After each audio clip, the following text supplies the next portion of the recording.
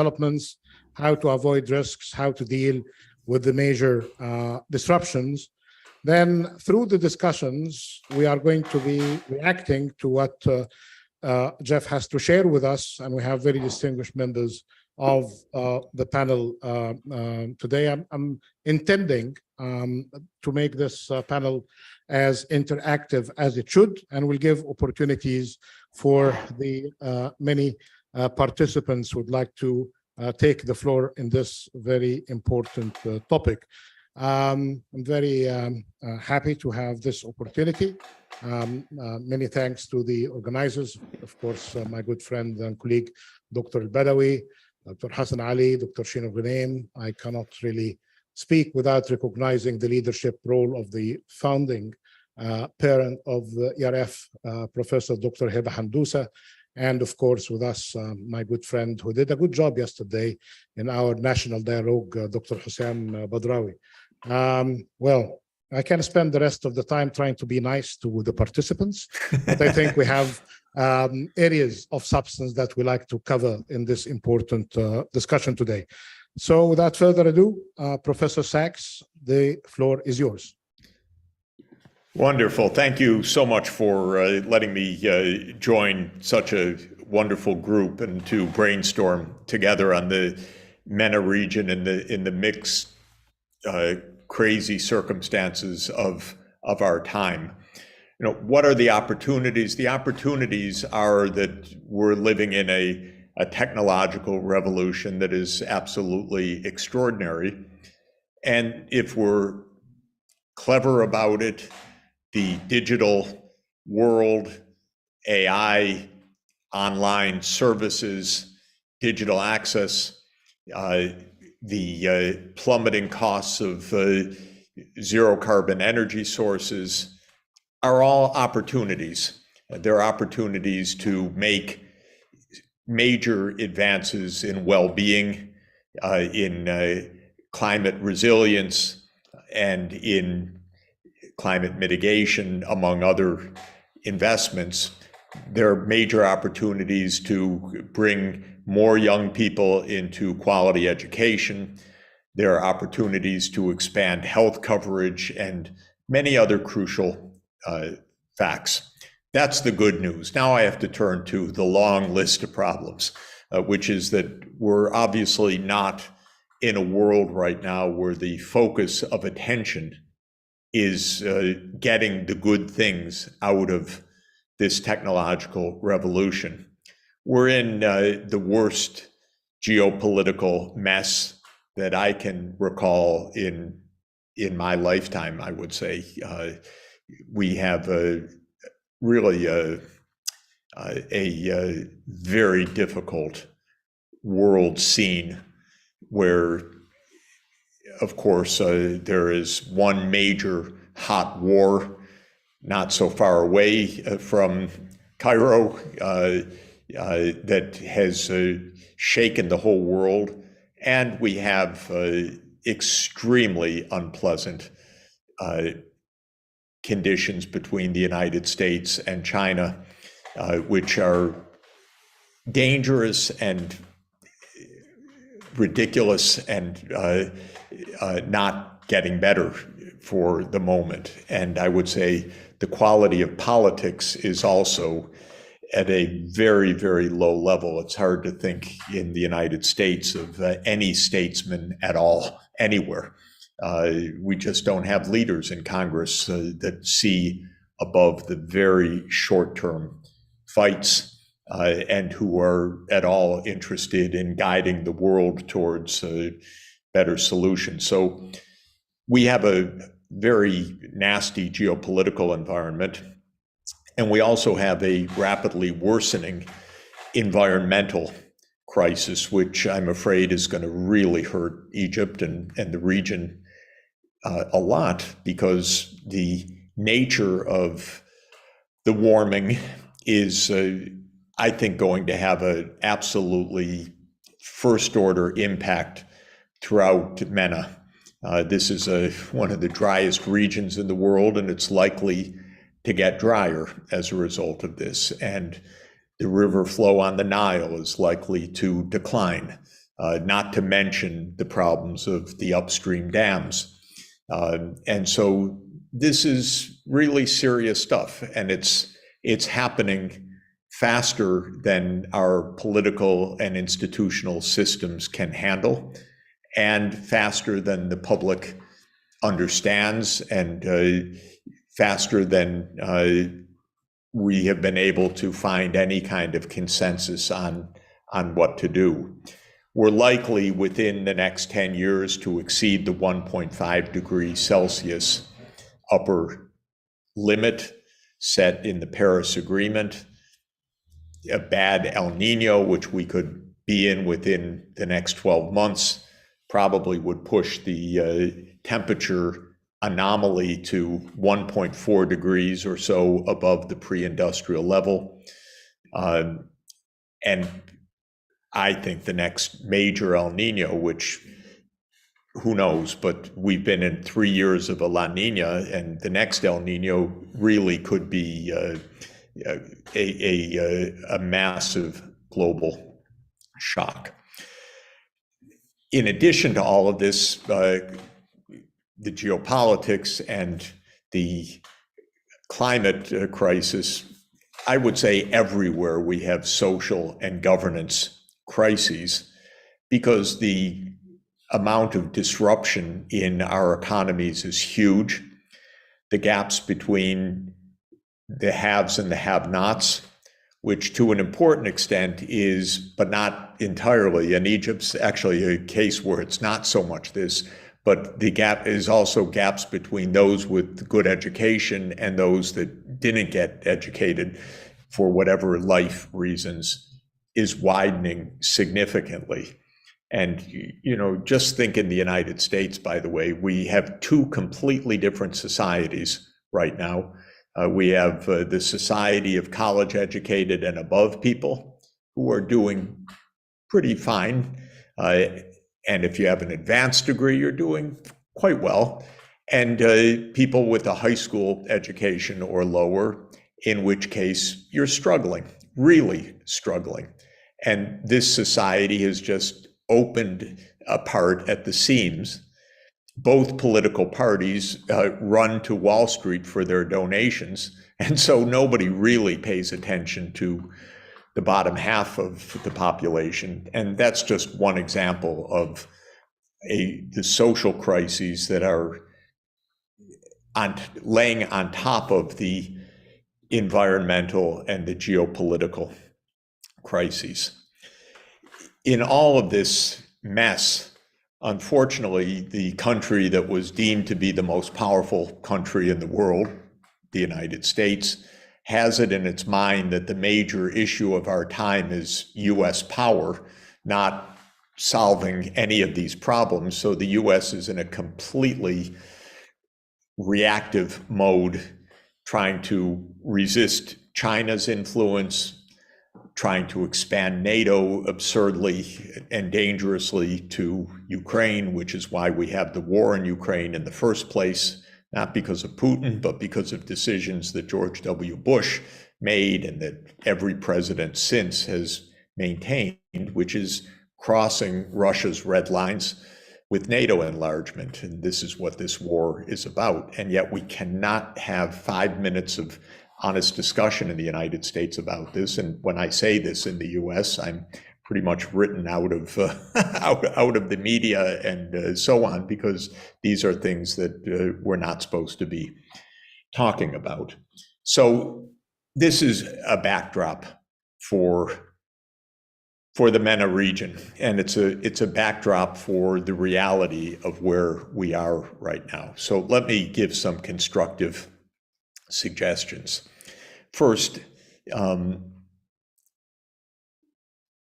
no individual country can address the scale of the challenges or the investment transformations that are needed for success.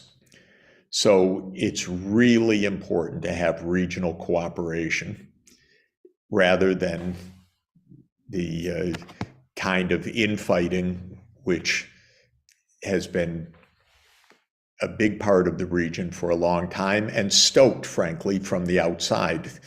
Whenever things get a little quiet, the outside has stoked the crisis. In my opinion, the single best piece of news for the MENA region is the thaw of the conflict between Saudi Arabia and Iran, which could actually possibly promote some regional cooperation at a much more effective level. So this is where I see a glimmer of hope. But the first point I would make is regional cooperation is really important. Second, a strategy in which the region maintains good relations with all of the competing regions of power is necessary. There's no solution for MENA on being on the US side versus China or on the Chinese side versus the US. This is very difficult and delicate geopolitical reality. The Arab region needs to have normal relations and good relations, I would say, with China, with Russia, with Europe, with the United States. And I think the essence of the diplomacy is to say, don't make us choose sides. And the US is very much a you are with us or you are against us kind of mentality, but it's a completely hopeless mentality for the reality of the challenges that we find. So I would really urge good, strong relations with China on an ongoing basis. I would urge good, normal relations with Russia. And I would try to maintain normal relations with Europe and the United States in all of this without trying to be pushed one way or another. And of course, the region has really been manipulated for decades in one way or another. So it's very hard, but I think that it's extremely important.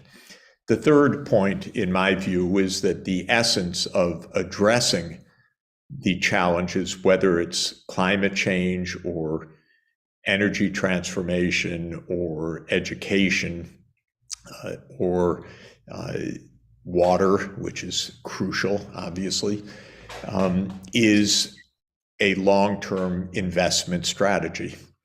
So I think planning is more important than ever, and planning at the state level and the regional level is really important, because a lot of what is needed is regional scale infrastructure. Most importantly, a regional scale energy system as part of this energy transformation, but also regional cooperation on ecosystems, on water management, on river management, which is obviously fundamental for Egypt with the upstream pressures on the Nile and so forth, is very, very important. So regional planning, and especially around public investment, is crucial. It sounds to me like the development model of the 1950s and the 1960s, which was thrown out, but I think it's right, which is we're in an age where we need some large-scale infrastructure at the state level, but with a lot of integration across North Africa, a lot of integration between North Africa, Western Asia, and Europe. And this requires a lot of planning, which isn't really happening so well right now. But that requires the calm of peace rather than the crisis of war. So long-term planning of investment, integrated investment strategies. So the strategies for energy need to be integrated clearly with the strategies for water management. They go together. These need to be integrated with the strategies for public transport, housing, buildings, and so on. And the SDG agenda aims at that kind of integrated and holistic planning. And I think that it is really a vital part of what needs to be done. The big puzzle, if all of the rest could be accomplished, peace, planning, identifying good technological options and so forth, is finance, because we're in a broken international financial system right now. The good news is everybody basically knows it now, that the international financial system finances rich countries and it basically writes off poorer countries. The rich countries are given investment grade, they get funding. The poor countries are given sub-investment grade. They don't get finance, and every few years, such as 2023, there's a debt crisis because countries are financing themselves on short-term loans, and some shock happens and the loans go bad, and then we have a big debt crisis.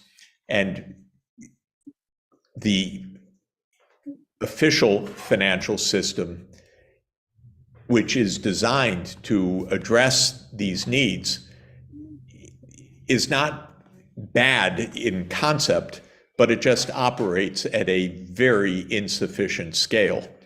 So the total lending per year of the World Bank, the African Development Bank, the Islamic Development Bank, the Asian Development Bank, the Inter-American Development Bank, and others, the total is disbursements of $100 billion a year for about 4 billion people in need.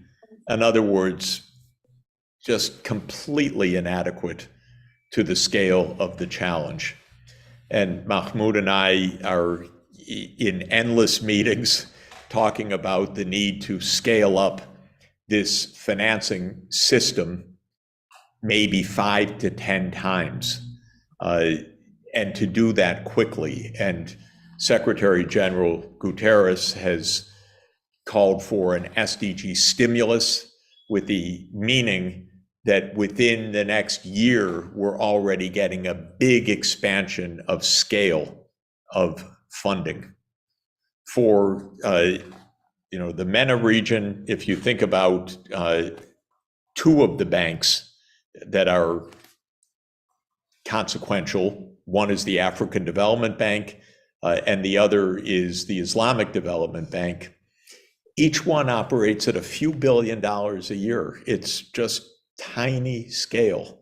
And what we need is a massive scaling up of those institutions. And so this is another point that I would recommend for MENA, is get the financing straightened out. And the good part, of course, in MENA is you've got some heavy hitters with massive amounts of financing, and of course, the Gulf. And the Gulf could, first of all, dramatically capitalize the African Development Bank and the Islamic Development Bank to provide a lot of quality long-term finance, and Islamic finance, by the way, which would be very attractive in avoiding long-term crises at a much, much larger scale than is happening right now. And I would strongly recommend a big focus on this. And perhaps maybe the major good point, lucky point for MENA is that it doesn't have to wait on the United States for financing, doesn't have to wait on Europe for financing. It would be nice if those countries cooperate, but the actual ability to mobilize a massive amount of climate finance and energy transformation finance lies within the region itself, and could be one of the very practical outcomes of COP28. And so this is where I would also put a tremendous amount of emphasis.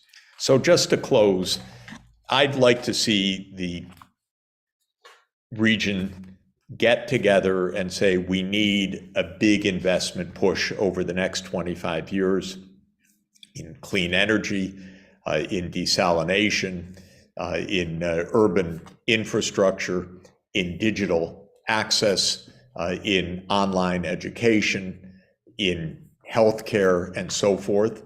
And for each country, as part of that, to lay out its investment plans and strategies, and to build a large regional capacity for finance. Again, African Development Bank, Islamic Development Bank, the EIB, European Investment Bank, definitely will contribute. European Bank for Reconstruction and Development can play a significant role. The China Belt and Road Initiative can really play a very significant and positive role. But I would spend my time and effort on focusing on a massive scaling up of quality infrastructure and public services.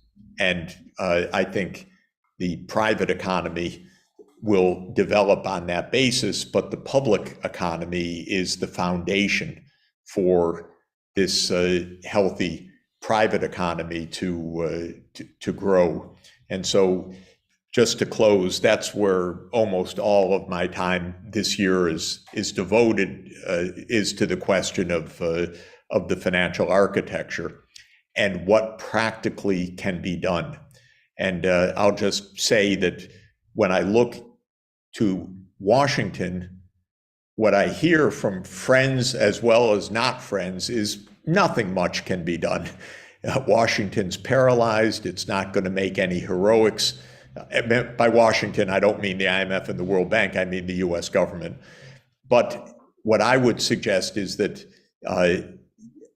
we don't have to wait for the US. We should go to all able and willing partners to move quickly now and not let the slowest member of the group slow down the whole world in this transformation. So let me stop there and turn it back over to you for some discussion. Right. Thank you so much, Jeff. Excellent. Okay. So, Mahmoud, could I make one more point? I forgot. I just want to make one more point, which is everything will be easier when this war in Ukraine is ended. And believe me, the day that Joe Biden says NATO will not expand to Ukraine is the day the war ends. So this is a war that could end tomorrow. And the United States doesn't want it to end because it doesn't want to say that. But the more it hears from countries around the world, stop the damn war, it's killing a lot of people and disrupting the whole world, the faster it's going to end. And it can end through negotiations. I just wanted to add those thoughts. Right.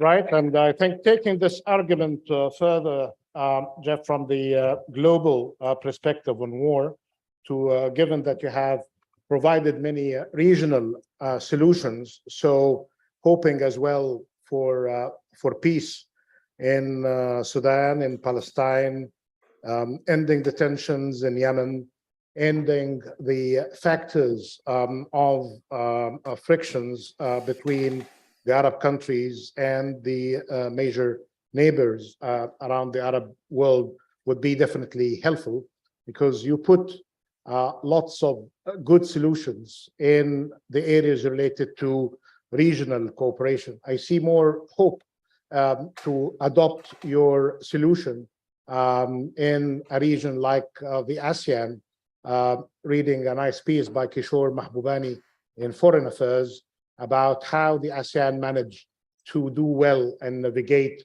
the tensions between Washington, Beijing, and other powers, either incumbent, all powers, or emerging powers.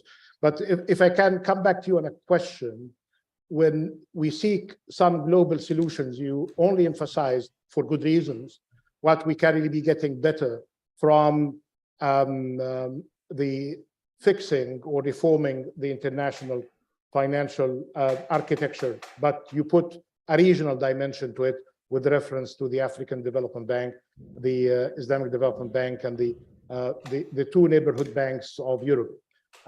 So what can we get from the global solutions, which were celebrated in the past, to solve some of the major regional and national problems? On national level, you emphasize the importance of planning. But is that a kind of a good summary of your guidance on the regional emphasis, and perhaps in a good day you can get something from the global level?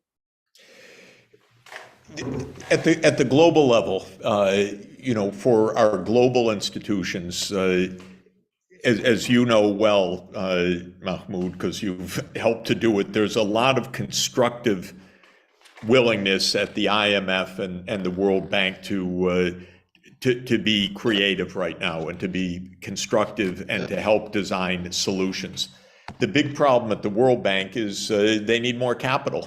And from what I hear in the US government, it's not going to happen for a long time. And so, whether really more can be done with the new World Bank president, who's a real gentleman and wants to do a good job, Mr. Banga, it depends on the bank having the resources to do more. Similarly with the IMF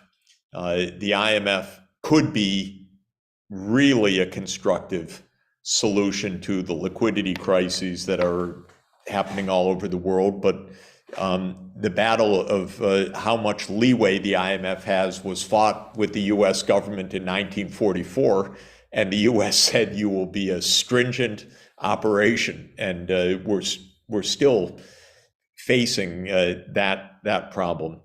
So at the global level, I'm worried that the G20 will not be able to keep a normal focus because of the geopolitical tensions.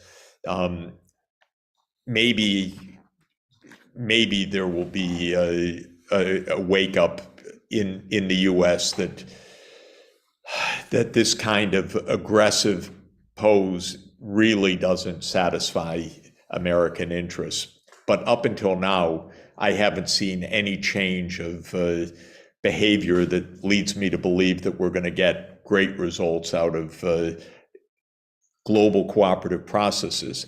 But as I emphasized, what I do see is lots of readiness among lots of major countries to do more. And China is one of them. And I really like what China's doing on the development front. And so I don't want to slow that down. I think that, there's a lot of, if we know, what Sultan Al-Jaber, our dear friend, as president of COP28, is trying to think through, he's trying to think through a very ambitious agenda. And I think the kingdom wants to think ambitiously about how to deploy a lot of financial resources effectively. And that, to my mind, gives an opportunity for really creative investments within the MENA region. So we should really try to figure out how to avoid being held back from solutions right now. Right. And understand that we just need to move forward practically, real investments, fast and on the ground. Right. You mentioned finance and investment as part definitely of the enablers towards achieving the SDGs and dealing with climate challenges. ERF is hosting us with Nile University. Proud to be one of the universities taking matters related to digitalization, technology, including artificial intelligence seriously. We wrote a lot, Jeff, about the importance of technology, technological cooperation. But now the talk of the town, of the global village, is basically about artificial intelligence, GPT, and the issues related of opportunities, tensions, and there is a bit of geopolitics as well. You know that 1,000 scientists called for a kind of a moratorium for 6 months until they grasp where artificial intelligence is taking us. Where do you see the risks and opportunities, and where do you see areas of collaboration and tensions on that? And for a country like Egypt and countries of the region of the ERF, how can they benefit better from that? And then after that, I'll turn directly to our very distinguished panelists as well.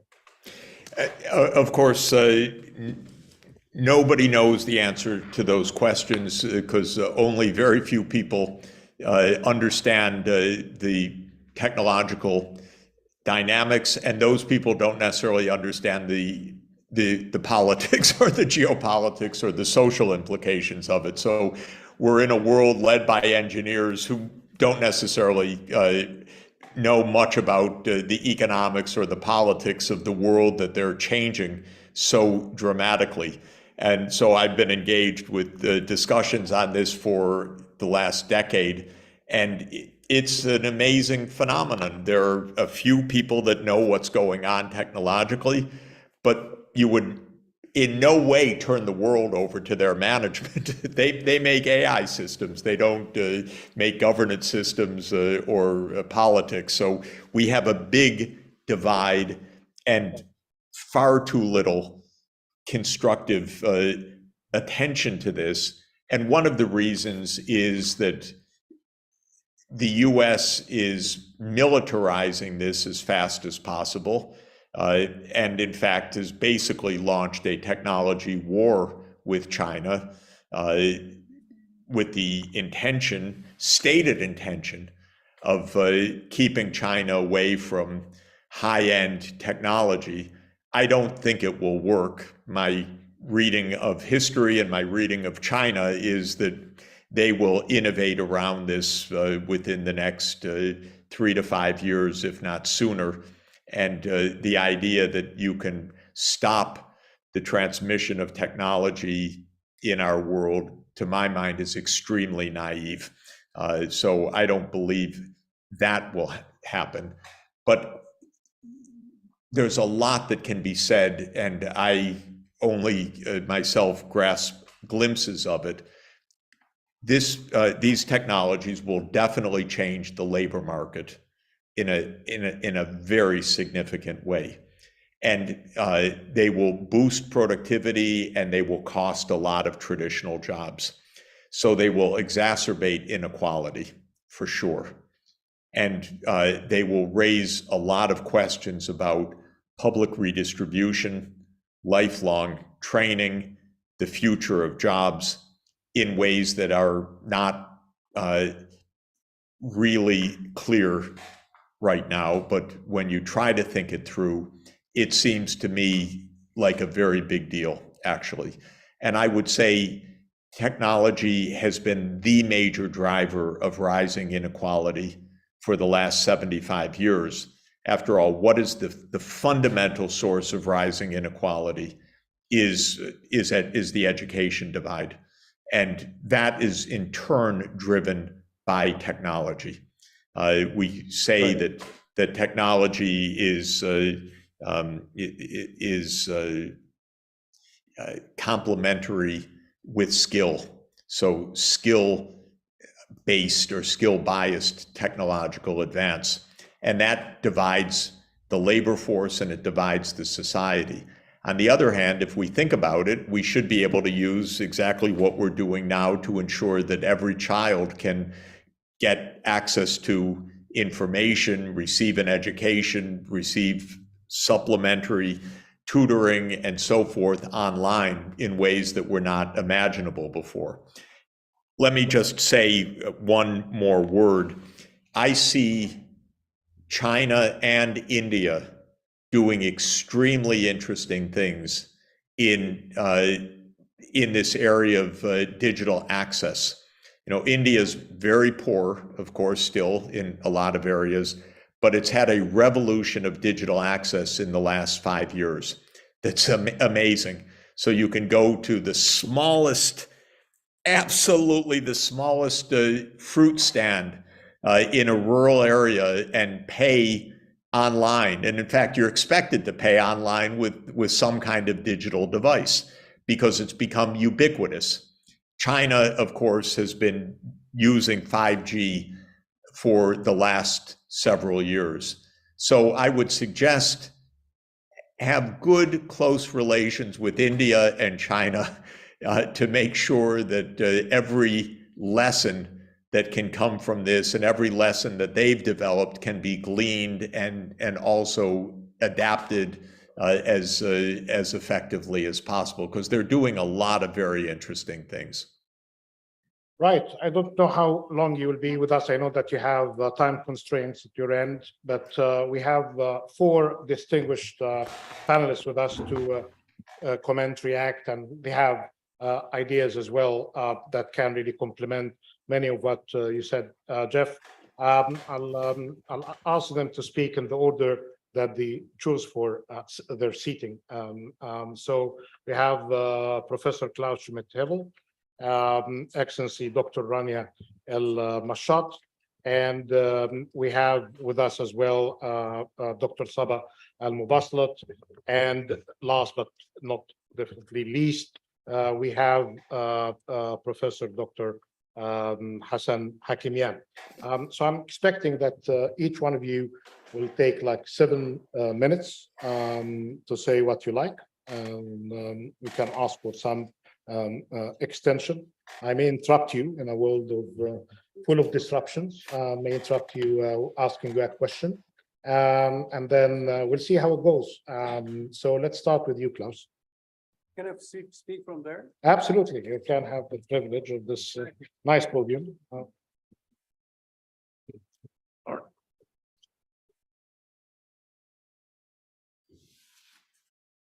Well, good afternoon. It's always a double pleasure to be at the ERF. In this case, I thank Ibrahim El-Badawi and all the organizers of this wonderful 3-4 day conference. I have learned a lot, and we will learn even more the next days, I'm sure.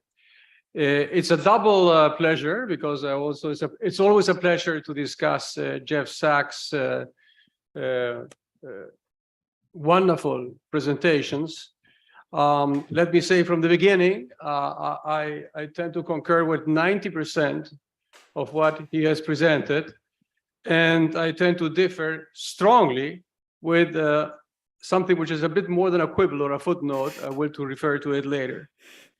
My comments are inspired by Jeff's words and by the wonderful report put out jointly by Isaac Diwan and Ibrahim El-Badawi as lead coordinators of the report and presenters this morning.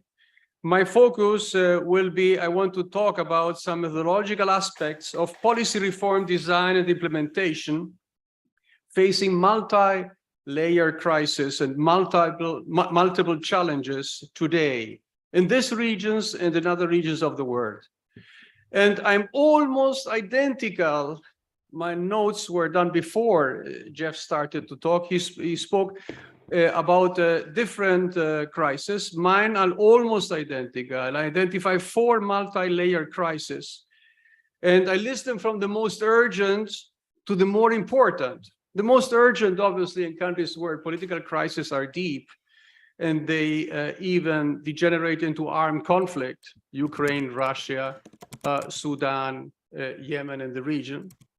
It's the most urgent thing to address, and a very, very strong crisis. And those countries which go through a political crisis, always where institutions are weak and the different factions are strong, they run a risk of deriving into armed conflict. The second one is economic crisis, and this region has seen its share in economic crisis in the world, from twin to triplet crisis, deriving into strong and protracted recessions and economic stagnation and low growth.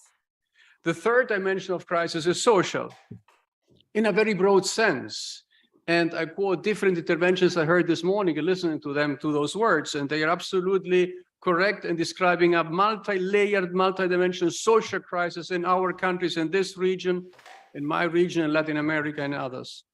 Widespread poverty, concentrated income, social exclusion, lack of trust, despair, low expectations, a dual economy, which gets farther and farther apart, emigration to other countries where people have more confidence that they will do a living. And finally, and the most important of all, and here let me commend Jeff Sachs at the helm of the Earth Institutes for so many years, the most important challenge of all is the global and also national, and in every nation in the world, environmental catastrophe or disaster. It's the most pervasive and the most serious, and we are not taking it seriously.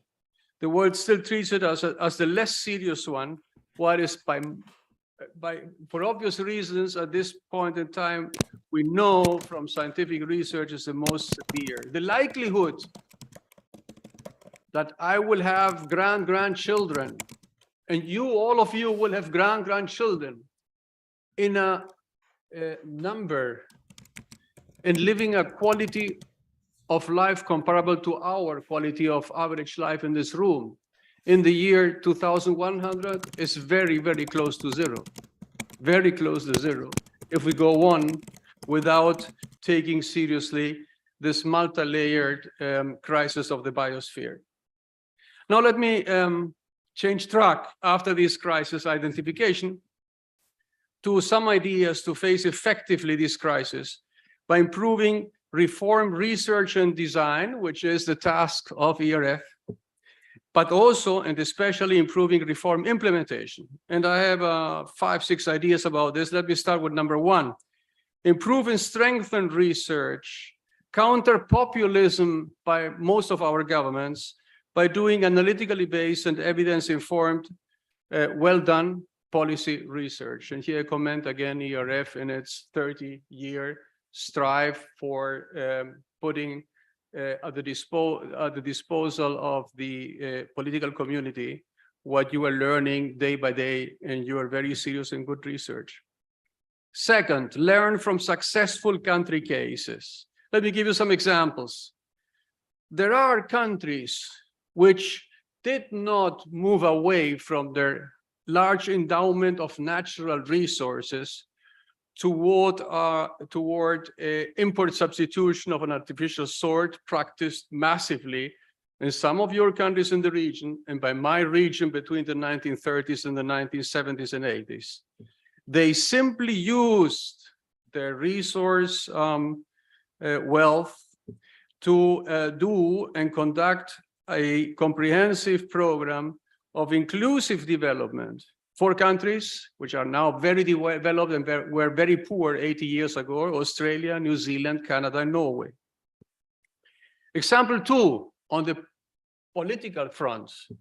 The political transitions in my regions from Mexico to Argentina and Chile in the south, they have been by and large successful, from military dictatorships in the 70s and 80s to democracies in the 90s, and in most countries still today, democracies. Let me go to number 3, learn also from policy failures. Look at what does not work.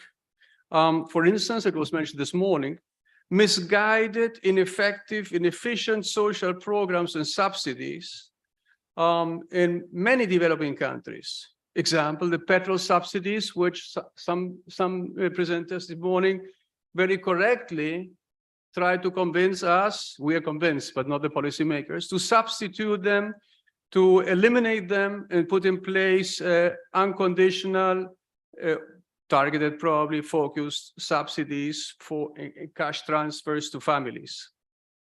Another policy failure, Latin American countries that never did macro adjustment. Never, ever in their entire history. Argentina, Venezuela.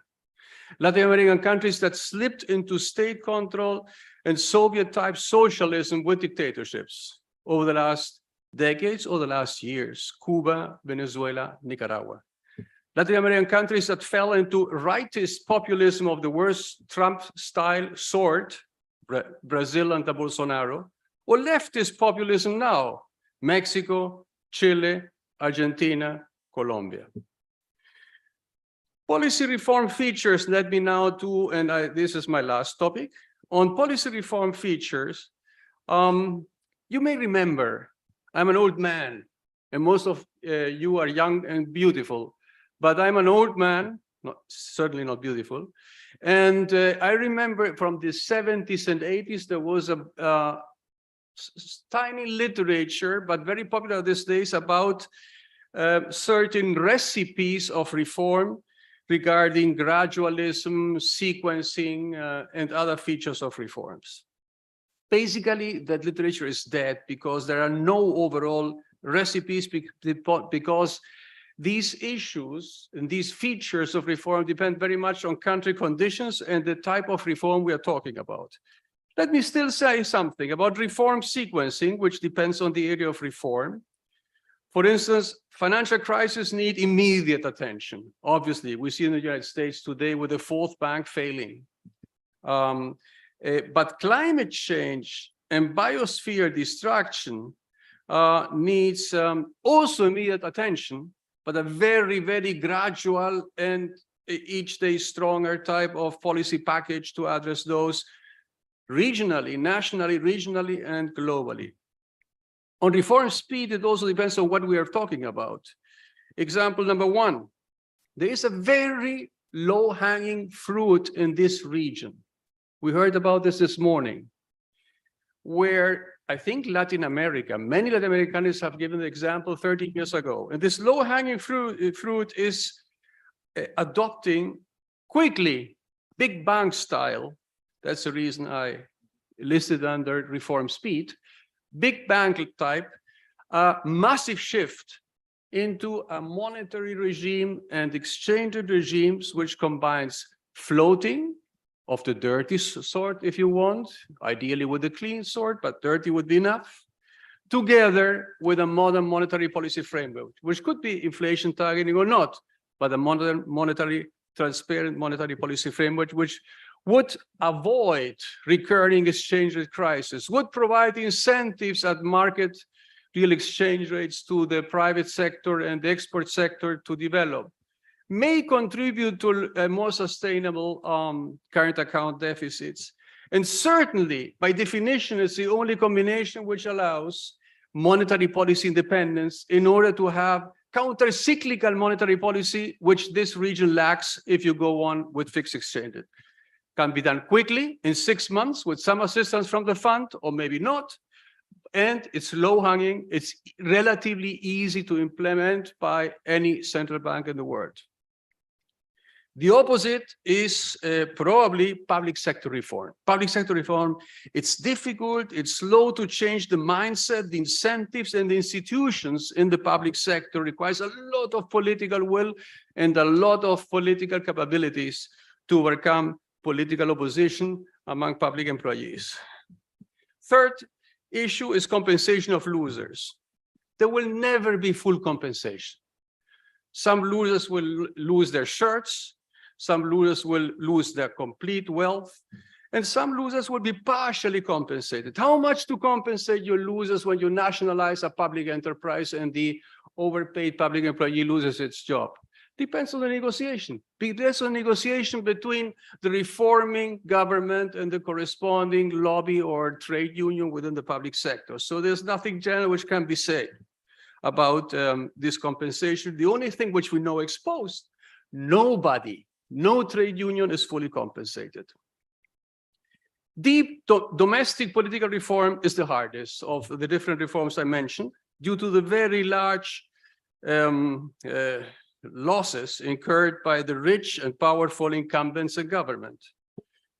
Let me go back, and now I go back to Jeff. Putin, for instance, is the very 10%. unlikely to be expelled Klaus. by the Russian. If you can go back to Jeff, can you focus on the 10% of this agreement between you and him? You said that you agreed with him on 90%, and there is 10% disagreement. It's exactly the point I'm raising now. Okay, fantastic. As an example about the enormous political costs to do political reform, Mr. Putin is very unlikely to be expelled by power by the Russian oligarchs or the military, because they're together in bed with Mr. Putin. And about this, I differ, and this is my 5% difference with your analysis, which has nothing to do with the region, but with your assessment that, which reminds me very much of Neville Chamberlain in Munich in 1938, dear Jeff. Appeasement. Similar to what happened 1 year later, genocidal regime run by Mr. Hitler invading Poland after Mr. Chamberlain accepted the annexation of the Sudetenland and other parts of Czechoslovakia 1 year before. You were calling to accept the behavior of the genocidal regime led by Mr. Putin, and you are calling for negotiations now. And this is a clear-cut case where a small country is invaded by a large neighboring bully. And certainly, I work very closely with the Ukrainian nationals and will be working with the Ukrainian government. I say this for transparency reasons. I think this is the one case which comes up only every 50 or maybe 85 years, where there is a just war which has to be fought and has to be won. Finally, as a reforming technocrat, which are many sitting in this room, as part of a reform-willed coalition, be open-minded, be eclectic, be transparent, but be shrewd.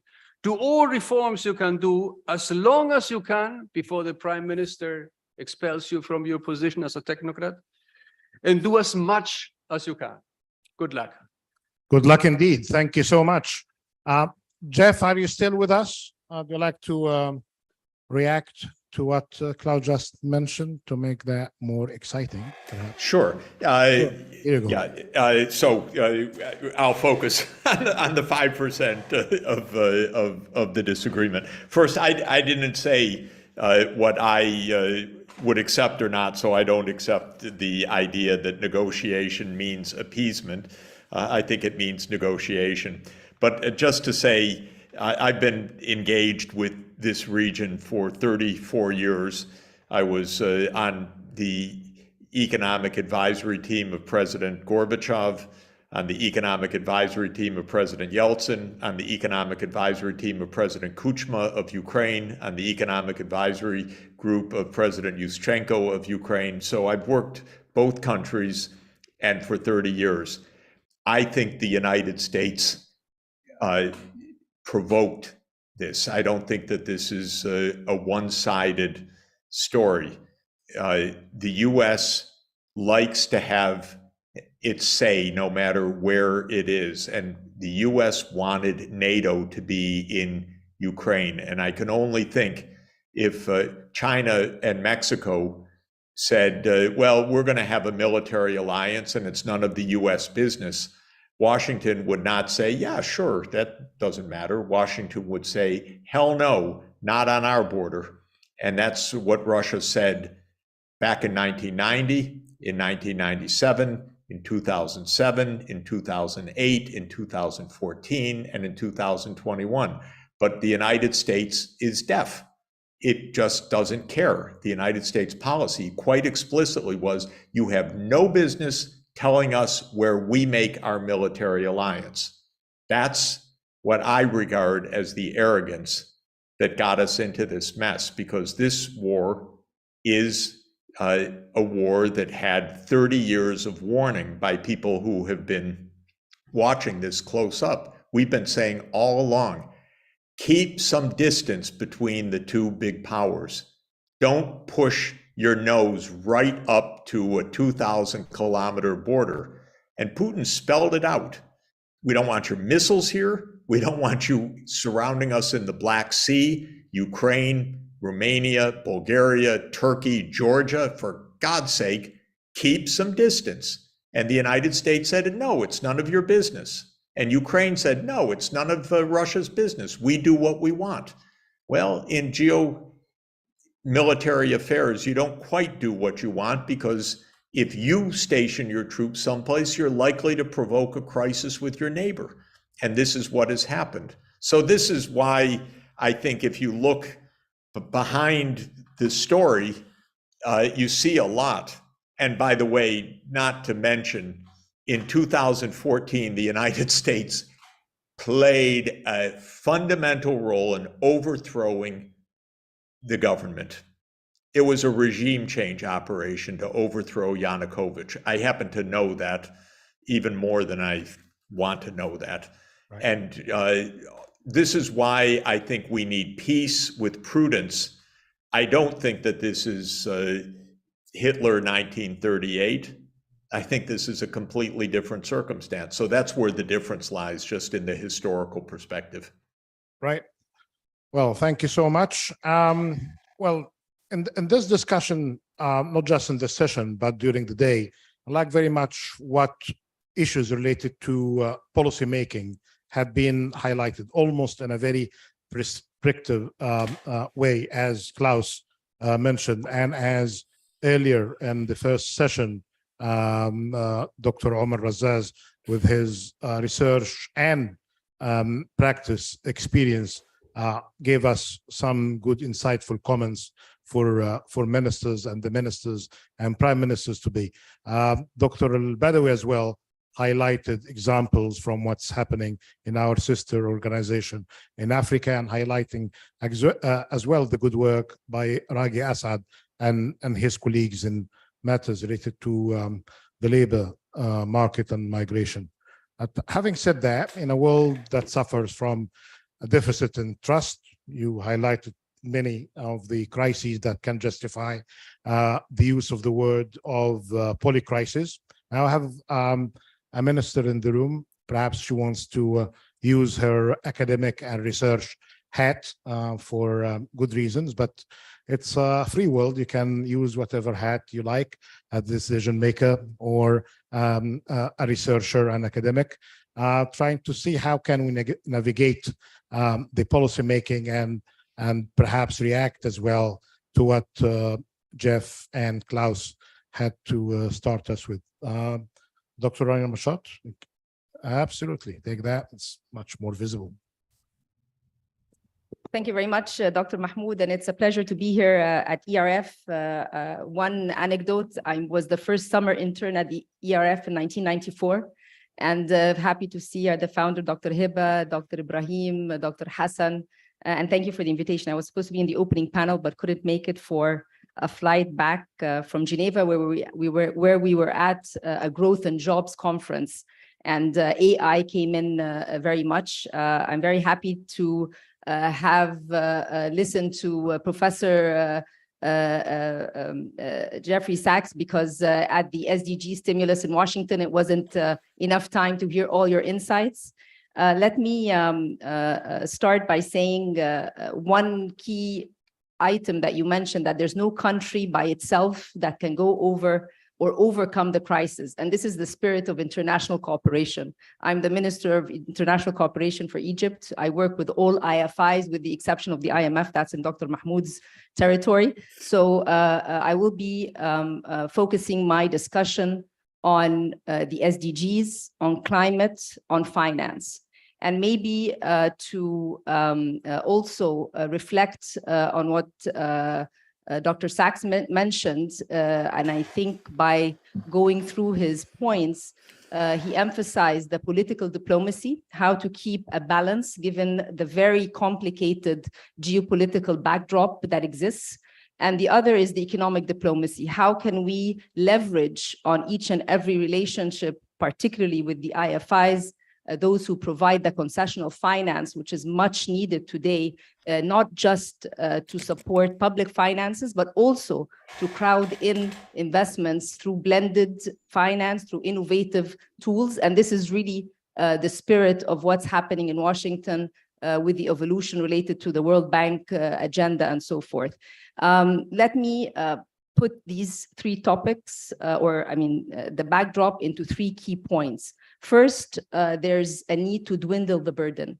The countries in the region and countries elsewhere were on a development path, every country choosing what direction it wants to go. But the idea, particularly for MENA, was always to create more jobs, try and make sure that as you are doing the tough choices related to the policy options that Klaus mentioned, that you are able to do that at a time where definitely there are winners or losers, but you're trying to, as much as possible, reduce the losers because you want to continue reform. So that's one issue. And in trying to push that development trajectory, there was a burden that was taken on through different types of financing instruments. And so one key element is how can we dwindle this burden, particularly when there is a poly crisis, so many things happening one after the other, which is really too much of a bad thing, not too much of a good thing. So be it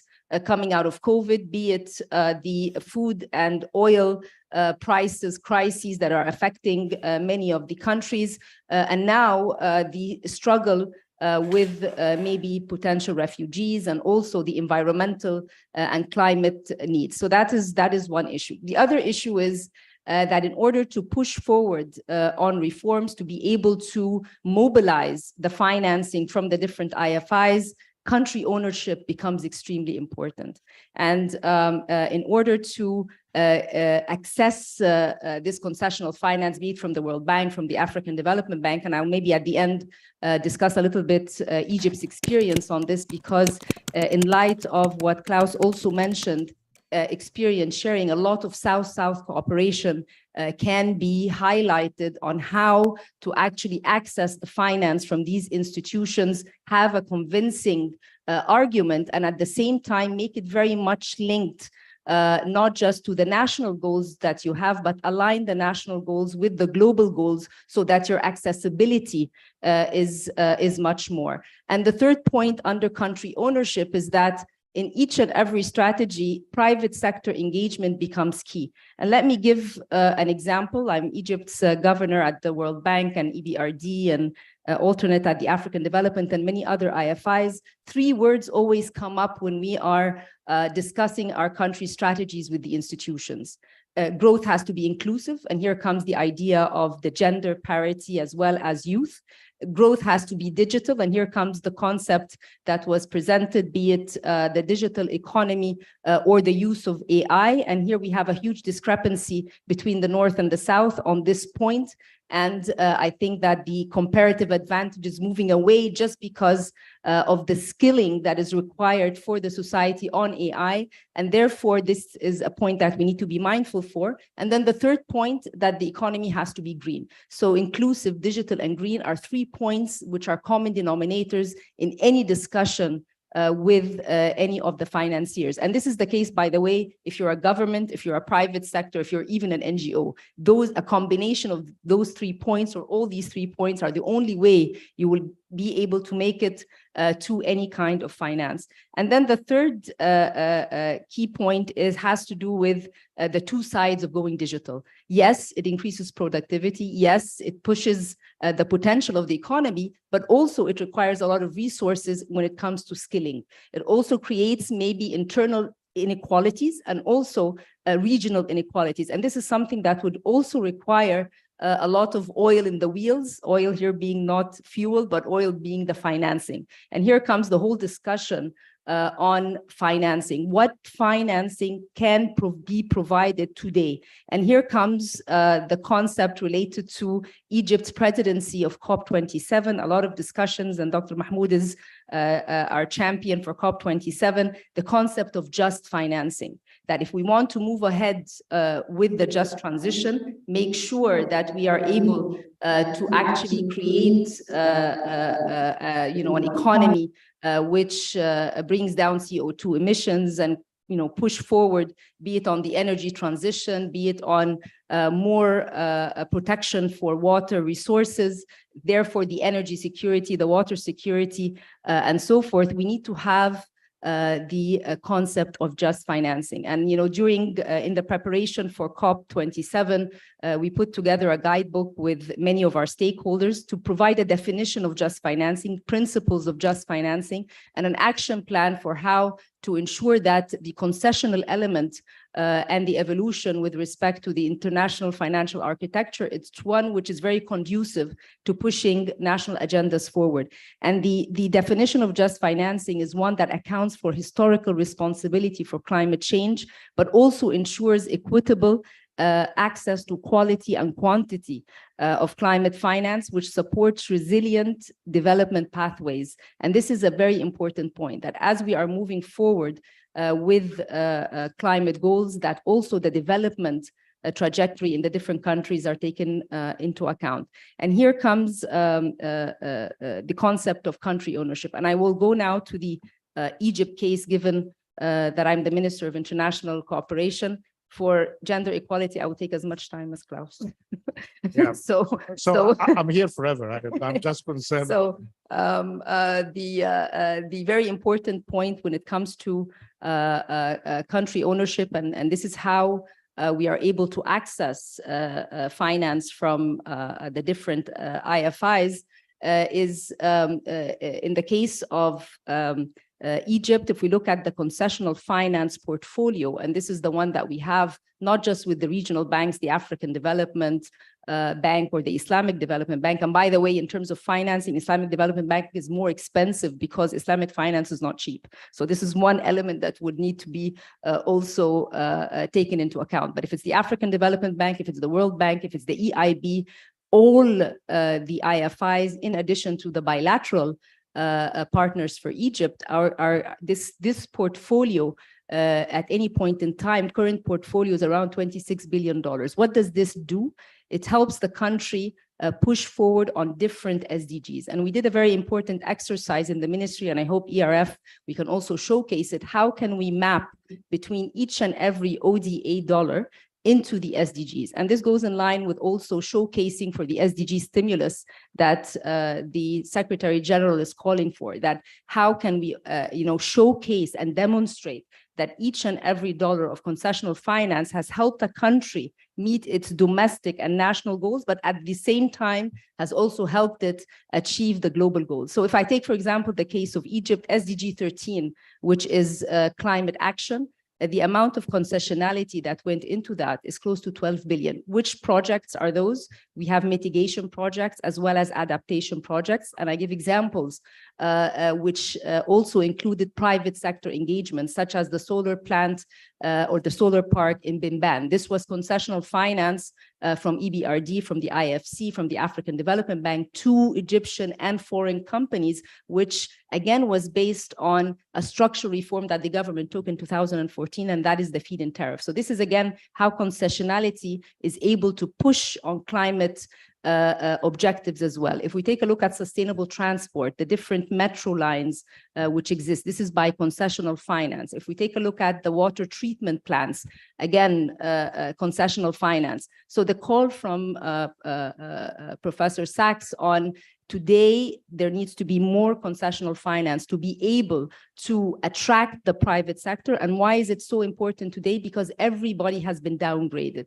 The perception of risk with respect to what's happening in terms of tightening in the advanced economies has ripple effects on our region particularly. And let me also say that in terms of policy actions that are taken in the US, for instance, the inflation the IRA, which is the plan from the US to actually push for infrastructure there, that is creating a bit of a tension with Europe. So we see more protectionism when it comes to pushing their climate agenda. The implications on the emerging markets and on the region: higher cost of capital, more risks for downgrade, and accessibility. So this is where again, making sure that in each and every discussion with the big IFIs, it's very much country owned. And I will conclude by something that we did ahead of COP. It also, pushes both points, and we've had many discussions with Dr. Mahmoud about that climate and development are not mutually exclusive. You do not have to be choosing between both. You can have development projects which are able to address climate action, and therefore your call and your request for this just financing and climate finance becomes one which creates less resistance internally, because you're able to do a development project that creates jobs, creates the skills, but at the same time, you're able to move into the green transition or into a green economy. So in our case, we have the 2050 climate strategy, which includes sustainable transport, some of the sectors that Professor Sachs mentioned. Sustainable transport included water desalination, includes green hydrogen, renewable energy. And from the 2050 country climate strategy, we were able to take priority projects in energy, in water, in food, and we called it the country platform of nexus of water, food, and energy, Egypt's country platform for NWFI. NWFE is the shorthand for, in Arabic, NWFI, fulfilling promises, because this COP was moving from pledges to implementation. And the idea is to be able to mobilize a concessional finance to attract private sector investments, which is exactly the point that was made, that we need investments going forward, but the financing of these investments need to also be conducive, and therefore we need to bring down that risk, and that is possible through different concessional terms or also innovative instruments, including a blended finance. One final word, debt swaps, extremely important. In our NWFI program, we have a debt swap with Germany for climate action. These are examples that need to be widespread in different countries as well, so that the benefit for climate action is also felt on dwindling the burden. So we need to dwindle the burden, we need to push for more country ownership, and we need to ensure that the pros and cons of the digital divide are ones which are conducive and create the advocacy for the government and for different stakeholders to move forward. Thank you very much. Right. Thank you so much. All right. Yeah, Professor Klaus had many contributions, including redefining the length of 7 minutes that Dr. Rania had to use as well. So we'll see if, Jeff, do you have any reaction to what Minister Rania had to share? I thought it was perfect, so I don't want to, I'm happy with her. I thought it was great. Okay, thank you so much. Okay, so Dr. Rania went through an interesting tour from the global to the regional to the partnerships. I wanted to ask you a question as well about the new engagement with the World Bank. You are launching it in a couple of days or less. So to what extent this new partnership is reflecting the recommendations? She's very efficient. The recommendations of Professor Sachs and Professor Klaus, and then we'll get into the third panelist. Well, thank you, Dr. Mahmoud. So one of the other tasks that we do as a ministry is, coordinate among all governments so that we can, design the new strategies with all our development partners. So we finished the strategy with EBRD in February. We finished it with the African Development Bank in September. And we are launching the World Bank Country Partnership Framework this Sunday, and then with the UN on Tuesday. Now, what is the importance of all these strategies? It's really a multi-stakeholder engagement. So we have the voices of private sector, civil society in the preparation of the strategies. It includes also, and here comes the very important word, the country ownership. So in each of these strategies, which are available online as well, you will find that the country programs are mentioned explicitly. So Strategy 2050, Vision 2030, the human rights strategy, the integrated energy reforms as well, some presidential initiatives. So it's a way for us to create complementarity among the different development development partners and the different IFIs, and also leverage on each one's comparative advantage. So for instance, the World Bank has MIGA and has IFC. So both of them are able to provide exactly what was mentioned with respect to the private sector engagement in the country. We have, for example, this year was one of the most elaborate years for IFC's engagement in the country with the private sector. And for example, if I take the SCATIC deal, which is green hydrogen and ammonia in the Suez Canal area, it was financed by EBRD, concessional 500 million. This is to a Norwegian firm. It took a guarantee from MIGA and a grant from the Climate Investment Fund. So these are examples that we want to replicate. So in these strategies, we are able to voice country ownership. We are able to push, and we have been this concept of just financing. And on the World Bank particularly, there's a new tool, which is the CCDR, the Country Climate Development Reports. We were one of the pilot countries. We launched it during COP27. And in our CCDR, we create the investment plan for many of the projects which are in the 2050 strategy. I will conclude by saying that as the bank is moving forward in its thinking about, climate finance and so forth, we're trying to make the case over and over that in our projects, the social impact of climate action should also be incorporated. So as they are moving more towards climate finance, we are not missing the development part. So everybody's invited on Sunday for the launch of the CPF, and hopefully this is the beginning of the new partnership with the World Bank under the new leadership as well from the new president. Right. Thank you so much. On Sunday, the launching of the new partnership with the World Bank. When and where? You said on Sunday, everybody's invited? Everybody's invited on Sunday, 4 Seasons, 5 to 7. Okay. All right.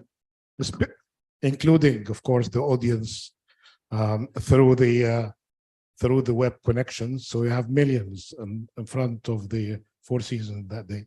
All right. Good. Dr. Saba, Al-Basri, please. Yeah, okay. We need the podium. Fantastic. Yeah. No worries.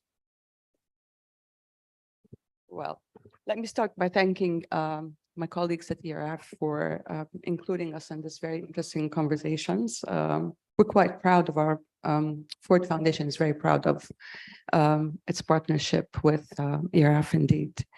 I'm neither a politician nor an economist, so I will keep it simple. I will talk on behalf of those who are affected by all the big talk, the very macro talk, the loans and the subsidization or the lack of policies and politics, frameworks on long-term and medium-term planning. What does this mean in reality for the ordinary person in the street? I think that's the question that we find ourselves most of the time not answering. I would love to have a room like this in the back there full with young people who happen to be 70% of the total population of MENA sitting there, and by the end of our performance as adults, professionals, assess whether they were able to understand what we're saying and feature themselves in what we're saying and see whether we mean anything to, a future that we honestly have ruined for them. So I'll talk from that perspective because that's my job. And I'll focus on the very interesting 3 dimensions that we were advised to think of long-term, and that's education, technology, and peace. Well, when it comes to education, one very interesting fact is that if you're really serious about staying relevant to the labor market, you have to unlearn and relearn every 3 years. The old traditional way of going to uni, where in certain countries, parents have to sell a piece of land or take a loan that they will never be able to pay back in order to send one of their kids to university. Well, guess what? By the end of year 3, their education is irrelevant to the reality in the labor market. How are we going to work with individuals, particularly the most marginalized, to rethink how they plan learning and education that pays back long-term? When it comes to education as well, and in relation to technology, I think the pandemic had proved to us that our children and adolescents are way more technologically savvy than their educators. So while we're talking about the digital gap between the global north and south, I think we have a huge gap, generational gap within each and every country. What are we going to do about that? When we talk about education and technology, today's oil is data. Nations are talking about data literacy, and we're still talking about literacy. That's huge. What does that mean in practice? Because for me, our policies and ministries and political system, it feels like a DOS computer that is trying to run light speed programs, and that does not work. I wish there was a stop button, a restart button, where we can just restart the whole thing. So when we talk about reforms, those reforms need to bring along the most marginalized, because they don't know what we mean by all the big fancy talk that we talk about. When it comes to technology as well, the world are talking about ChatGPT. ChatGPT is going to replace most coders. I had ChatGPT the other day write a full proposal for me. If you provide ChatGPT with the accurate data and pieces of information, it can get the job done for you. We really need to get serious about the number of faculties that need to be closed in our universities because they are absolutely of no more relevance to the future. Who's going to do that?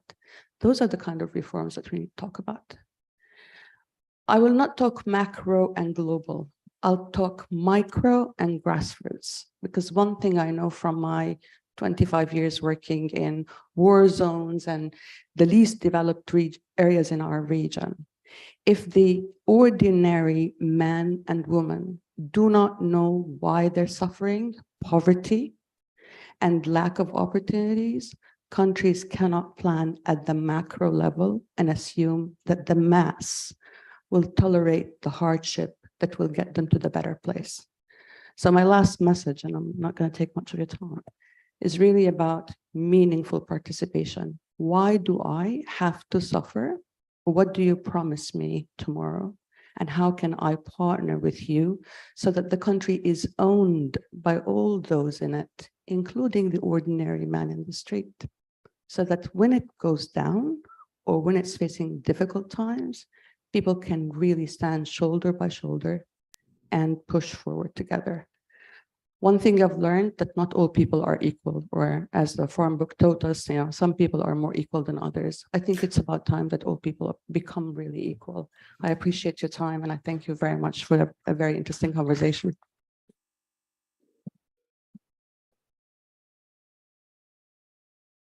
Right. Thank you.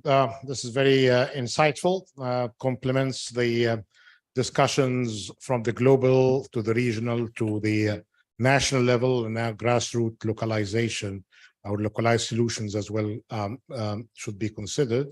I wonder, in your work program as Ford Foundation, you are translating some of what you just said now into programs in action in the region where you are engaging in partnerships. I think you can use it.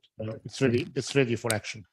Yeah, we do actually. We do a lot. We work in the entire region, but what we call in-depth or countries of focus happen to be Tunisia, Egypt, Jordan, and Lebanon. And in all those countries, we focus on working with civil society, who we believe can keep the fabric together so that, they can really shed the light and help translate the big talk into practical, very ground level talk. And at the same time, we work closely with governments. Like currently, we're working very closely with the Ministry of Social Solidarity to make sure that the database that has to help with, country profiling for vulnerability study is done properly.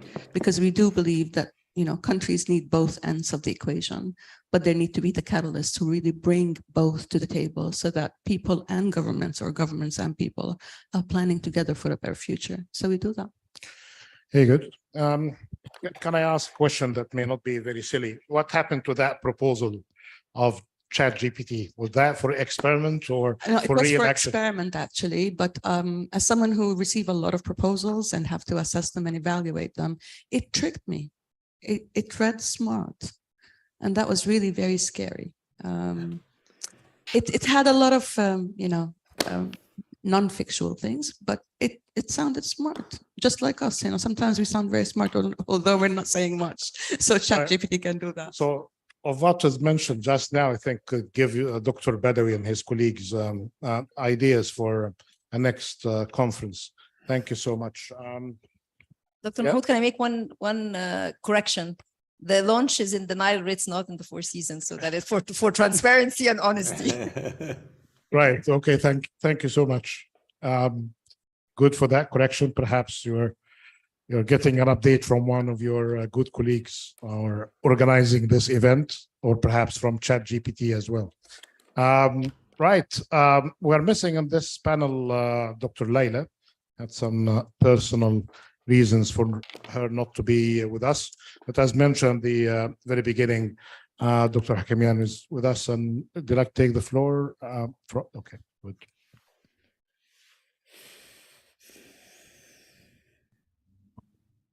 And please, audience in the room, be ready for your questions and engagements. Please, go ahead, sir. Thank you very much.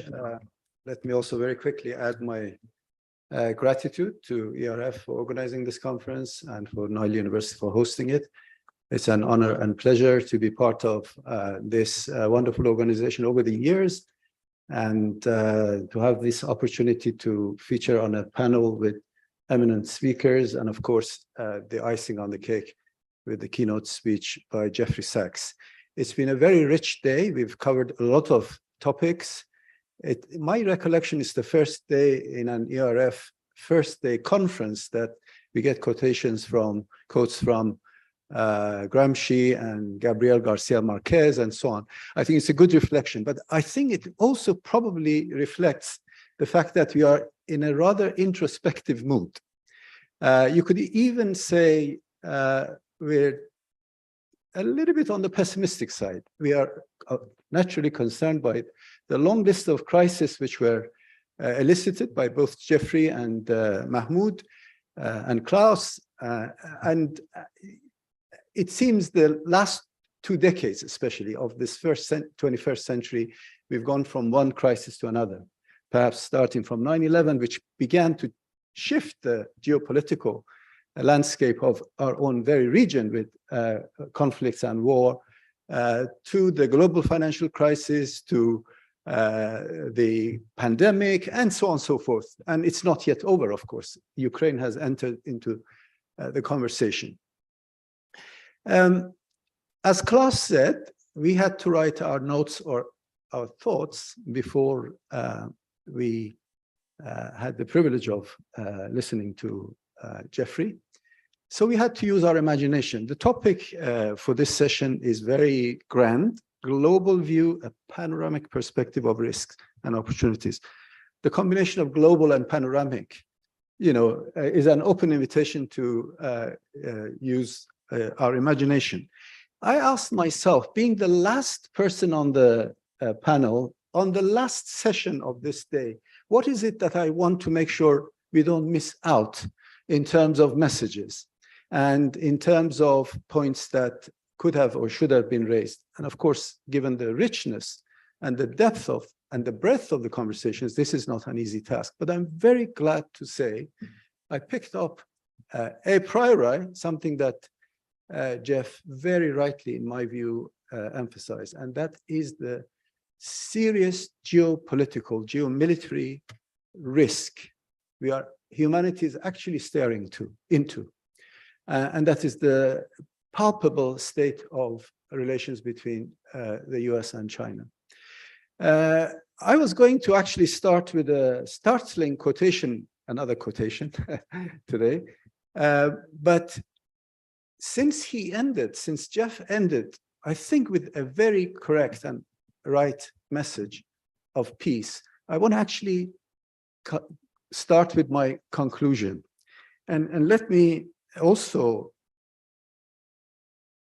remind ourselves of what Sun Tzu, the Chinese general, military strategist, writer, and philosopher, said 500 years BC.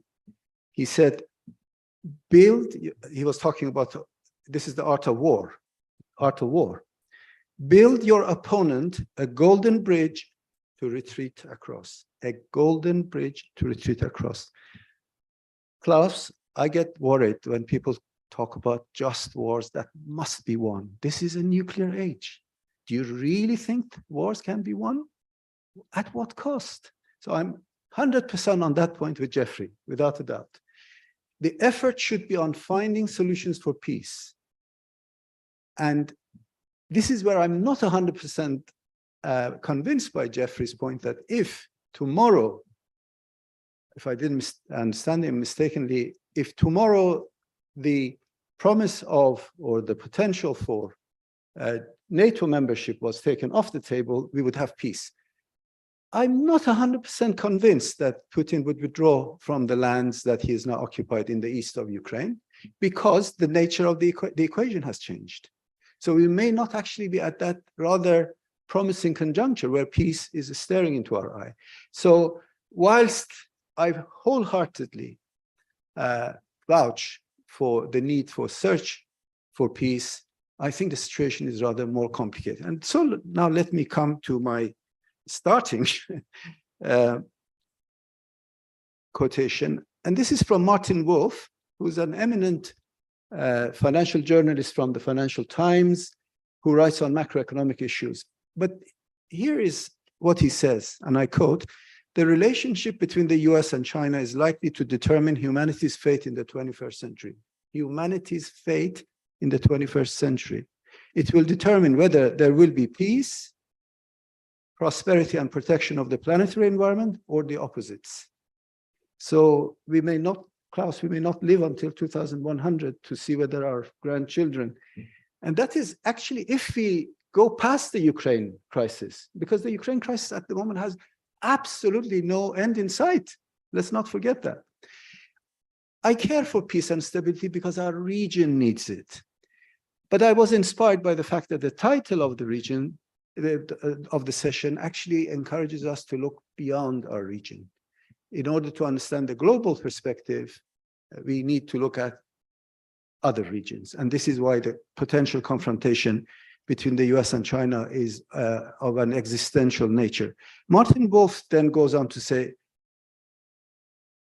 future historians, if there are any left, would look back and marvel at the inability of the human species to protect itself against its own stupidity. So he believes military confrontation of this nature can be and should be avoided. And that's where I really strongly subscribe to the message of peace. What does this matter for our region? I mean, if you think back, this is a room full of eminent economists and political economists, how winds have begun to change in a different direction. Sometime back, 1990s and so on, we were talking about Washington Consensus promoting globalization. The language used in order to integrate China into the international economy was a stark contrast to the language being used now, both militarily and from a security point of view, but also from an economic point of view. Now, we heard several times today, deglobalization. What does deglobalization mean? Perceived from China's perspective, it's decoupling. Decoupling. China feels threatened. And of course, you have to allow for perceptions of potential conflict from both sides in order to avoid an all-out and aggravated conflict. China sees itself surrounded militarily by allies of the US. The US expanded its military presence in the Philippines. 4 more bases were added, I think it was in February. And of course, other allies. Economically, also China feels threatened because of onshoring. Wasn't Trump that mentioned Chinese trade has been a catastrophe for the US. And this is really a stark contrast with the language that Clinton was using early 2000 in order to try and bring China into the international economy, and democracy and freedom will follow. So we have gone a long way when you look backwards, the perspective of the Washington consensus has given rise to a new Washington consensus. And this is where I think at one extreme, if we get into military conflict, it would be disastrous. I don't actually think humanity can survive, because we're talking about military on a scale which is not seen before. But even if it's low-level, continuous, we will see continuation of the international economic sanctions regime that have become increasingly more and more popular. We will see a regime whereby significant numbers of the civilian population in the target countries will suffer hardship, double suffering, partly because of their own autocratic regimes, which are subject to the economic sanctions, but also partly because of the dire impact of the sanctions. Sanctions, of course, have a very palpable record in either changing the behavior of the target countries or in regime change. There's no shortage of sanctions that have failed to achieve their stated objectives. And moreover, it is entirely arguable that economic sanctions are economic warfare. Warfare has rules of engagement. Economic warfare doesn't. There is no system of accountability that, brings economic sanctions under scrutiny. So let me conclude by saying that for the region, if this confrontation or conflict between the US and China escalates into a heightened geopolitical or geomilitary situation, the writing is on the wall in general, but even if it's not outright confrontation, the impact on the region, I think you can benchmark it on what we experienced during the pandemic, as well as the Ukraine. This region, I think it was Adil Malik who wrote recently, we are not talking about one MENA region in economic terms. We're talking about a tale of two regions. I'm based in Qatar. The GCC are doing very well. They're on the upswing. Look at the energy prices. There will be winners when there's international insecurity and energy prices, if fossil fuels and hydrocarbons still exist sometime into the future. But then the rest, the 6 countries, for instance, that were analyzed in depth in the debt report, it would be more malnutrition, it would be higher inflation, it would be greater debt, fall in tourism. The writing will be on the wall. So we will end up with and more inequality, more poverty, and the rest. So in order to avoid risks completely overcoming the opportunities, and I admire Jeffrey was much more balanced in his presentation of risks and opportunities than I have been, because I've talked about just risks and a big risk. And I apologize because it's the last thing in the day to end this presentation, but it is with a plea for us to ensure that we do not lose sight of the bigger picture, and we do whatever we can in order for peace to prevail. Thank you. Excellent. Thank you so much.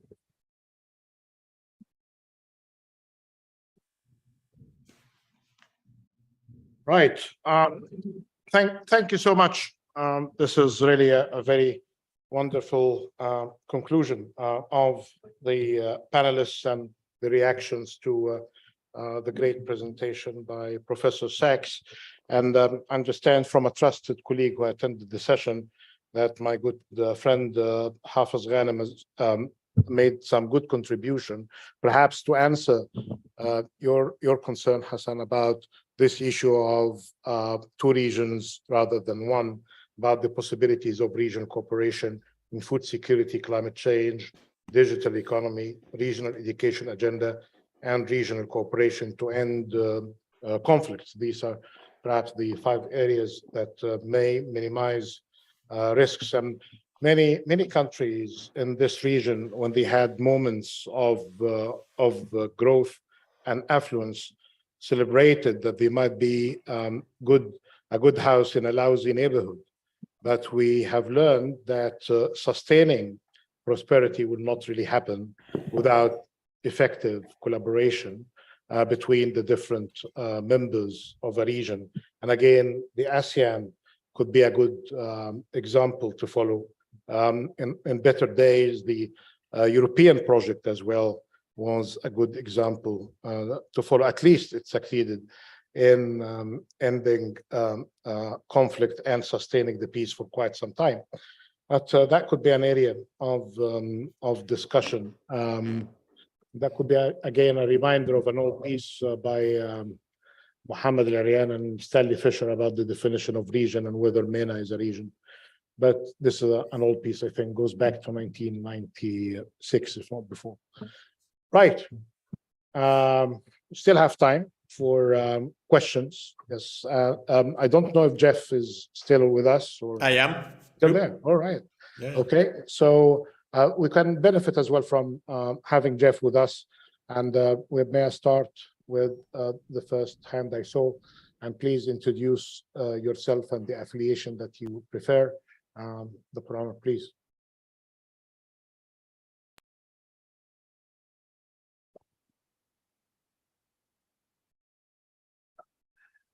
Thank you very much. My name is Omar Razaz, and I really enjoyed the presentation by Jeff and the panelists. Really great end of the day.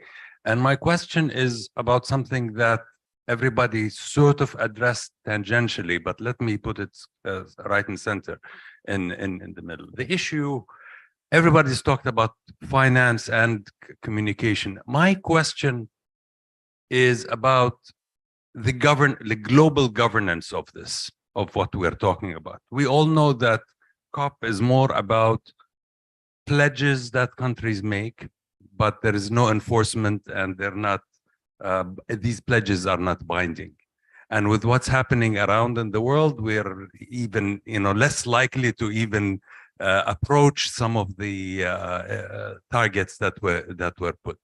My question is, given the regional and global externalities of everything that we are talking about, and I realize I'm being a bit utopian here in my question, can we imagine the types of institutions that we need to manage the type of public goods that are global public goods that will are long-term in nature, when the nature of states, regardless whether they're autocracies or democracies, they want everything, low-lying fruit, hanging fruits, quick wins, etc., does not lend itself to the type of challenges that we are facing that require kind of a long-term approach. So, Jeff and panel members, how do we deal? The UN, the World Bank, and the IMF, etc., were created for certain global problems, and were relatively well designed to do that. These are different scale problems that we're facing today. Thank you. Right. Thank you so much. This is one of the most critical problems, and Dr. Rania was right when Egypt tried to pick a title or a main theme for COP27. It was basically about implementation, no more pledges, no more promises, empty or otherwise, but basically how to implement what had been promised. There is an issue for accountability at the global level, definitely, but perhaps through sharing updates this year at the global stock take in November and December in Dubai, and what went right, what went wrong, and who delivered and who didn't.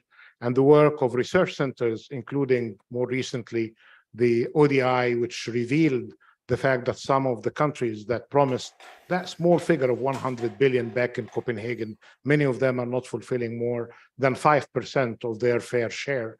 But when it comes to accountability, given the complexity of the UN system, it assumed that the accountability will be there at the national level, civil society, parliaments, and getting their share of criticism to governments which don't deliver.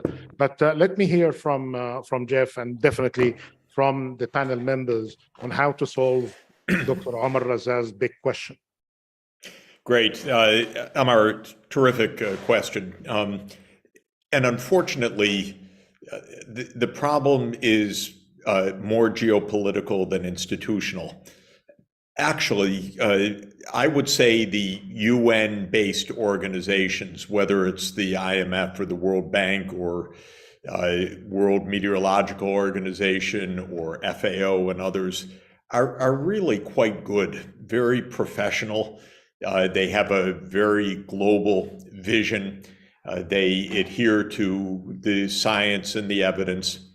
And then they find themselves at the hands of great power politics.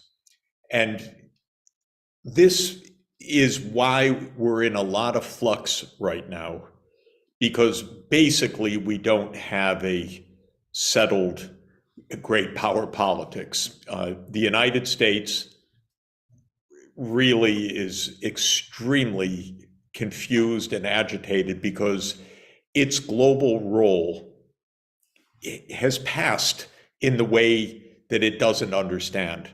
The rise of China is a fundamental change in the world system.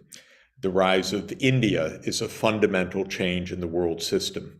The existence of the BRICS, which are larger in economic size than the G7, is really a big transformation because the North Atlantic ran the world, so they thought, for almost 2 centuries, and it's over.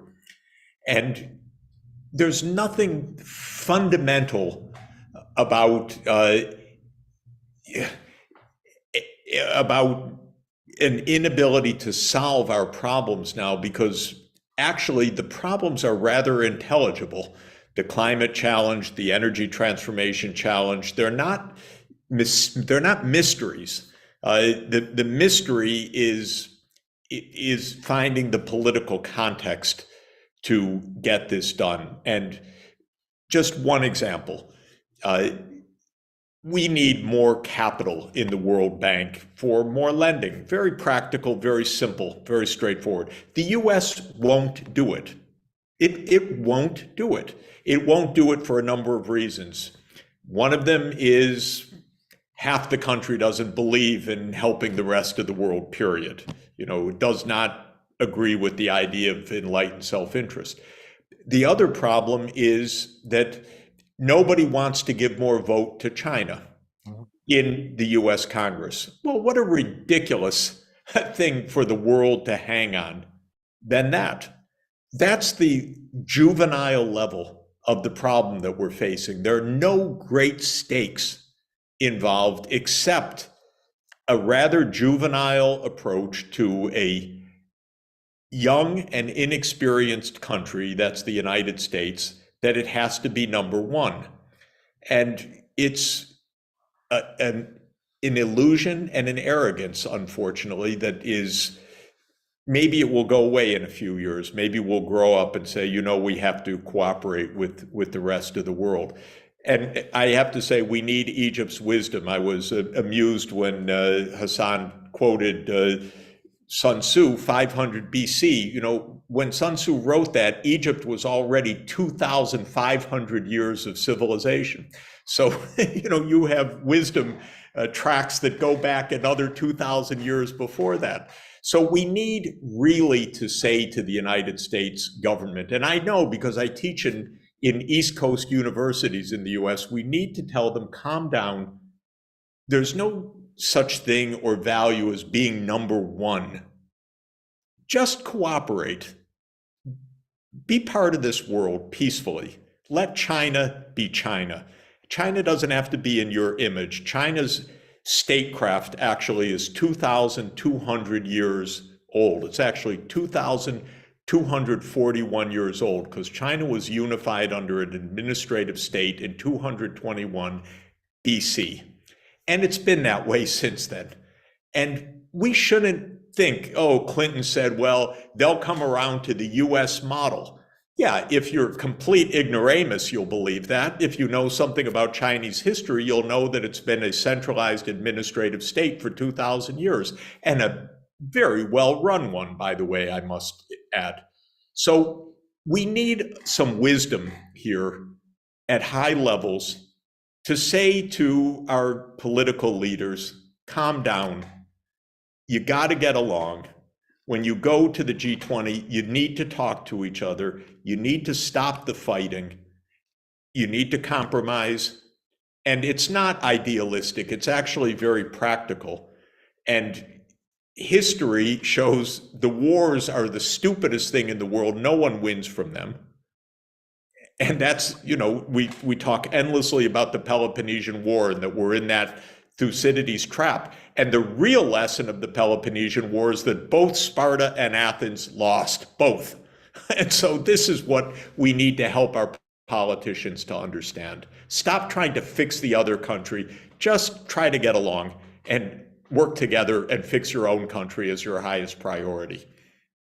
Right. Thank you so much. Are there any reactions from the panel to the same question, accountability, governance in this interesting world we're living in? Excellency, Dr. Rania and Dr. Saba. Microphone there. Yes. Try again, try again.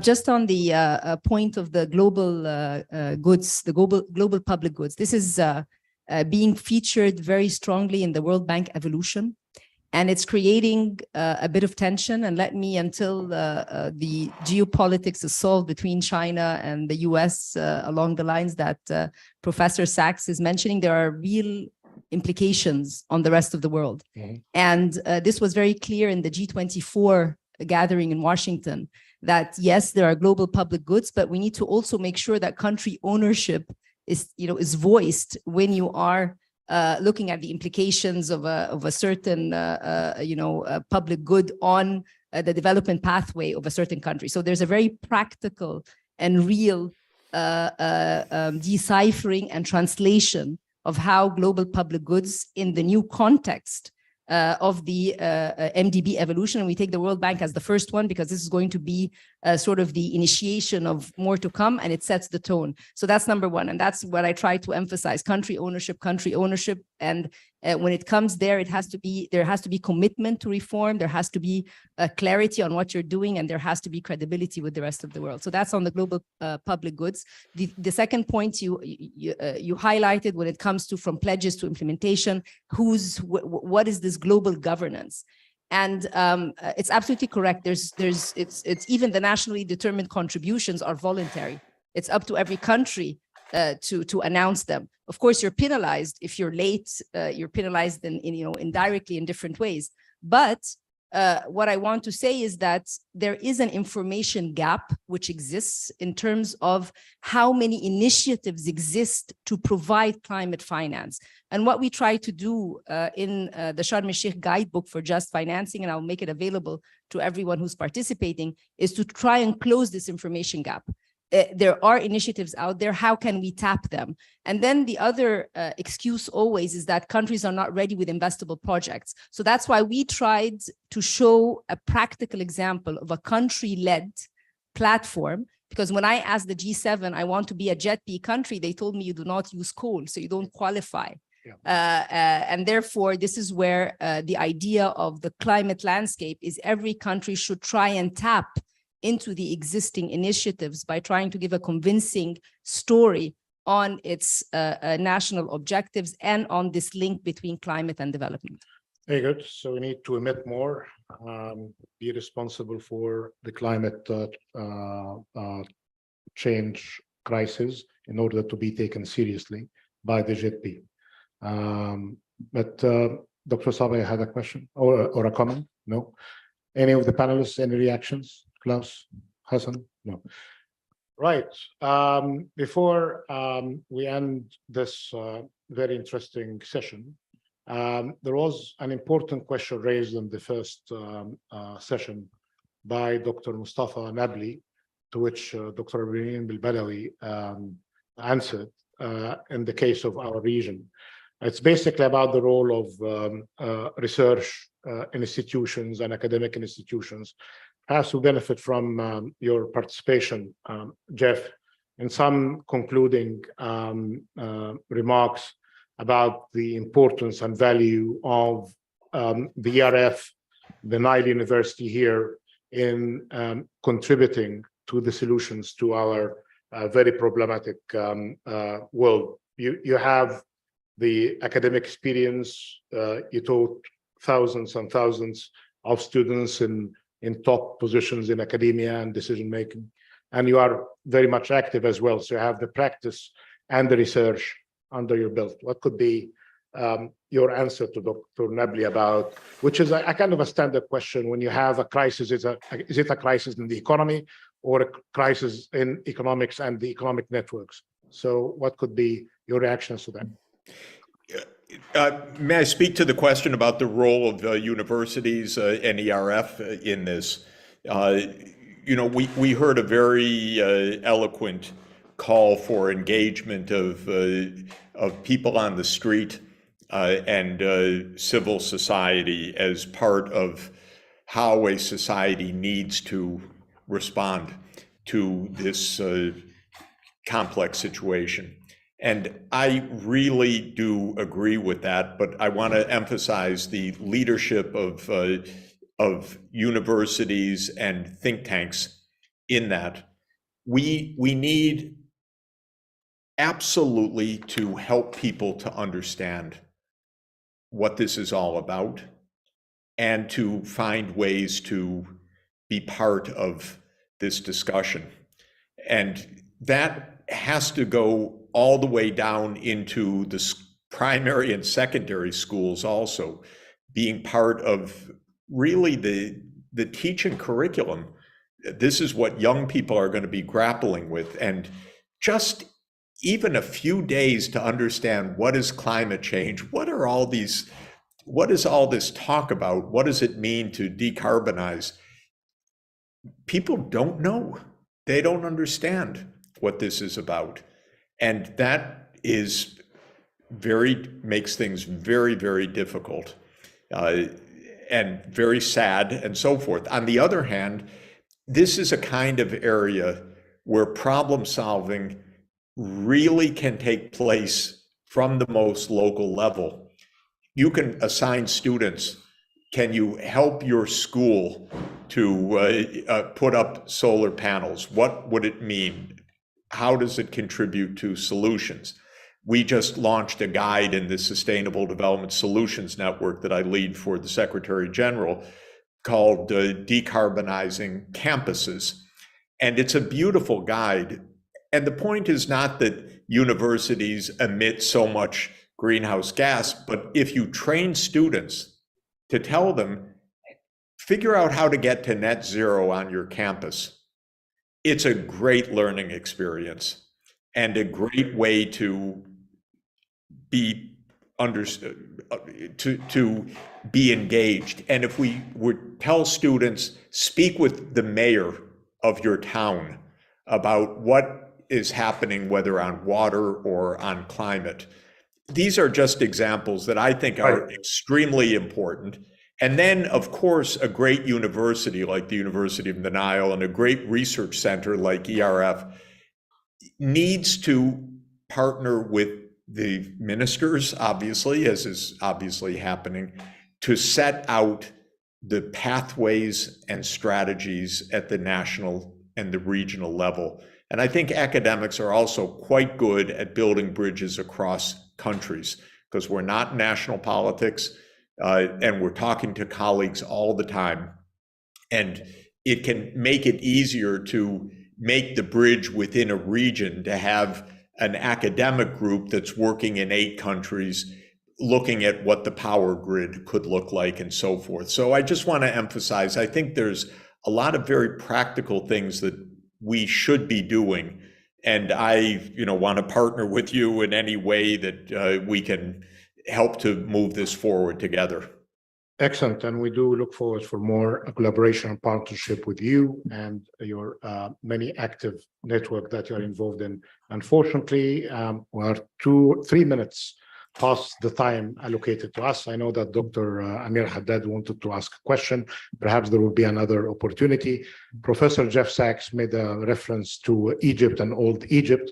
There is an interesting book by Wilkinson about the rise and fall of old Egypt, in which he says that if you want to understand the history and wisdom of Egypt, you need to know that in terms of time, Cleopatra is much more related to our age than she was related to the time of the pyramid builders.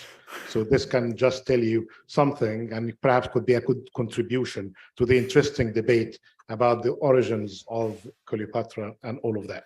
Having said this, this has been a very exciting moments in that good day, in this very good session. Good ideas. I took lots of notes. I bet that the researchers in the room had many ideas as well to follow up on the many insightful comments and suggestions from our very distinguished speakers, the 4 panelists, and Jeff, and for you all for being here. Thank you so much.